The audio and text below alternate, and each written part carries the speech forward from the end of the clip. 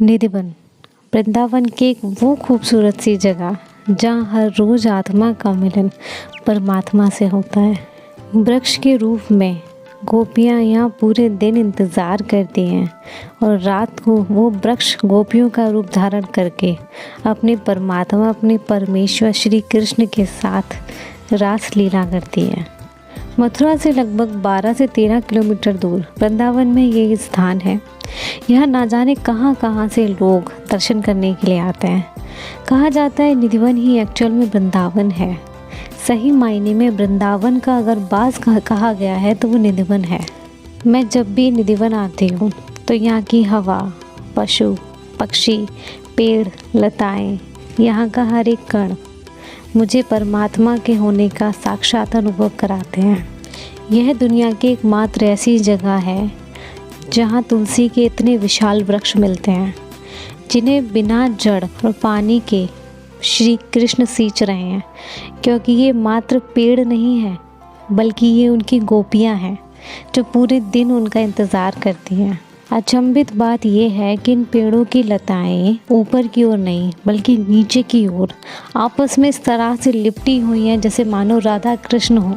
इस प्रकार के तुलसी वृक्ष ना तो आज तक कहीं देखे गए हैं और ना देखे जाएंगे, क्योंकि ये सिर्फ और सिर्फ निधिवन में हैं और निधिवन में ही रहेंगे, क्योंकि ये गोपियाँ हैं, श्री कृष्ण की गोपियाँ। इतना ही नहीं, अगर निधिवन में जाएंगे तो वहाँ पता चलता है कि जब रोज़ रात को श्री कृष्ण और राधा रास के लिए आते हैं तो वहाँ जितने भी बंदर, पक्षी या चींटियाँ तक इसे खाली कर देती हैं। जी हाँ, आपने बिल्कुल सही सुना। ये बिल्कुल 100% सच बात है कि जब शाम को यानी शाम ढलने के बाद या सूरज ढलने के बाद राधा कृष्ण रास के लिए जब आते हैं रात को, तो यहाँ उपस्थित सभी जानवर, पक्षी सब यहाँ इस मंदिर को खाली कर देते हैं। और यही मान्यता है कि शाम की आरती के बाद इस मंदिर को बंद कर दिया जाता है और कोई भी यहाँ नहीं आ सकता है। अब पूछा जाता है कि इसके क्या प्रमाण है कि राधा कृष्ण सच में आते हैं, तो उसका प्रमाण ये है कि यहाँ पर जितना भी श्रृंगार राधा जी को लगाया जाता है वो सुबह अपने आप यूज़ किया हुआ मिलता है। जो भी प्रसाद यहाँ लगाया जाता है वो ख़त्म मिलता है, यानी उसका भोग लगा हुआ मिलता है। चलो मान भी लेते हैं कि वो शायद प्रसाद किसी चूहे ने खा लिया हो, लेकिन यहाँ कोई भी पशु नहीं रुकता है। यहाँ तक कि जब आप शाम की आरती के बाद इस मंदिर को देखोगे तो यहाँ से चींटियाँ बाहर निकलती हुई दिखाई देंगी। यहाँ तक कि कोई बंदर भी इस मंदिर के आसपास नहीं दिखाई देता है, जबकि वृंदावन में इतने ज़्यादा बंदर हैं कि शायद ही कोई कोना एक बंदर के बिना खाली होगा।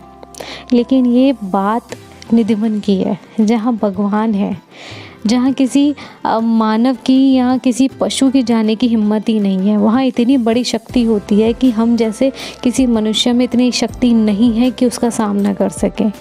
कुछ लोगों ने कोशिश भी की, लेकिन वो या तो उनको मृत्यु मिली है या फिर उनका मानसिक संतुलन बिगड़ा है। अच्छा, बहुत सारे जब हम मंदिरों में जाते हैं तो हम बोलते हैं कि पुराणों में ये लिखा है या पुरानी कथाओं में ये लिखा है कि इस मंदिर में ये होता था, वो होता था। लेकिन निधिवन एक ऐसा मंदिर है जहाँ हम ये नहीं कह सकते कि पहले यहाँ ये होता था, बल्कि यहाँ हर रोज़ श्री कृष्ण और राधा का रास होता है। बहुत बारी साइंटिस्ट जितने भी थे उन्होंने ऑब्जेक्शन उठाया और बोला कि ये सब ढोंग है, कुछ ऐसा नहीं होता है, और बहुत लोगों ने इसकी कोशिश की, लेकिन आज तक कोई भी सफल नहीं हो पाया। यहाँ तक कि आज तक कोई भी इस मंदिर में नहीं जा पाया। कुछ लोग हैं, कुछ 1 या 2 लोग महापुरुष जो जाना चाहते थे और गए भी, जैसे पागल बाबा का अगर आपने नाम सुना होगा, तो पागल तभी हुए थे जब वो निधिवन में गए थे। तो वो बहुत ही बड़े ज्ञानी थे, उनमें भी इतनी शक्ति नहीं थी कि भगवान को देख सकें, और शायद मुझे नहीं लगता है कि इस पृथ्वी में किसी भी इंसान के अंदर इतनी शक्ति है जो भगवान का सामना कर सके, क्योंकि उनके अंदर इतना तेज है कि शायद हमारी आंखें उनको सहन ही ना कर पाएँ। बहुत सारी रिसर्च और बहुत सारे एक्सपेरिमेंट्स के बाद पता चला कि यहाँ पर रात को स्पेस से यानी ब्रह्मांड से एक एनर्जी आती है ये साइंटिफिक लैंग्वेज में बताया गया साइंटिस्ट के थ्रू कि रात को यहाँ एक बहुत अलग एनर्जी आती है जो कि किसी और के लिए सही नहीं है। वो सिर्फ इसी निधिवन में आती है और निधिवन से चली जाती है। ना वो किसी को हार्म करती है, ना किसी को परेशान करती है। वो साइंटिफिक लैंग्वेज है बाय द साइंटिस्ट, लेकिन वो हमें पता है कि वो क्या है। वो हमारे श्री कृष्ण हैं जो हर रोज़ रास लीला करने के लिए वृंदावन आते हैं, निधिवन में रास करते हैं अपनी गोपियों के साथ और सुबह चले जाते हैं। जब भी आपके मन में इच्छाएं जागृत हों कि भगवान कहाँ है या भगवान है भी है या नहीं, तो एक बार निधिवन आइए। जब आप यहाँ के वृक्षों को देखोगे ना, तो आप इतने अचंभित रह जाओगे कि आपके पास कोई प्रश्न ही नहीं होगा। जब आप खुद फील करोगे ना कि भगवान तो यही है, ईश्वर मेरे साथ है, मेरे साथ चल रहा है, बंदर के रूप में, पक्षियों के रूप में, चींटियों के रूप में, इन लताओं के रूप में। जब आप इन वृक्षों के अपने आसपास देखोगे ना, तो आपको लगेगा कि ये सब भगवान ही तो हैं, क्योंकि ऐसे अद्भुत तुलसी के वृक्ष ना किसी ने कभी देखे हैं, ना कोई देख पाएगा।